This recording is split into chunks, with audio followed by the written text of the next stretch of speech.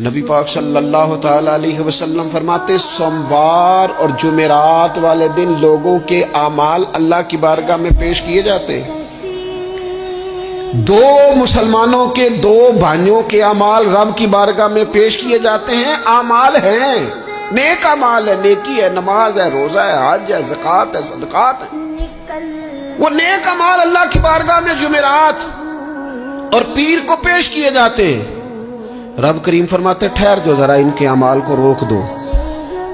یا اللہ کیوں؟ فرمائے اس لیے کہ ان کے آپس میں نا دلوں میں نفرت ہے، گھٹن ہے، عداوت ہے۔ ان کو ذرا مہلت دو، یہ پہلے صلح کر لیں پھر ان کے اعمال بھی قبول کر لیں گے۔ کہ نہ عداوتیں پالی ہوئی ہیں، اپنے دلوں کے اندر گھٹن پیدا کی ہوئی، اختلاف کہاں نہیں ہوتا، لیکن نفرتیں پیدا کر لینا۔ کیا جرم کیا ہے بھائی نے؟ کون سا کفر کر بیٹھے ہیں رشتہ دار؟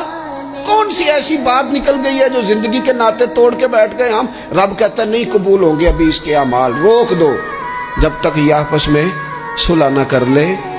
مسجد میں بھی پابندی سے آؤ، فجر کی جماعت بھی نہیں چھوٹنی چاہیے، جمعے والے دن بھی وقت پہ آؤ، لیکن اگر قبولیت کرانی ہے تو 20 منٹ نکال کے نا اسے رشتہ دار کے گھر بھی چلے جاؤ جس سے ناراضگی چل رہی ہے۔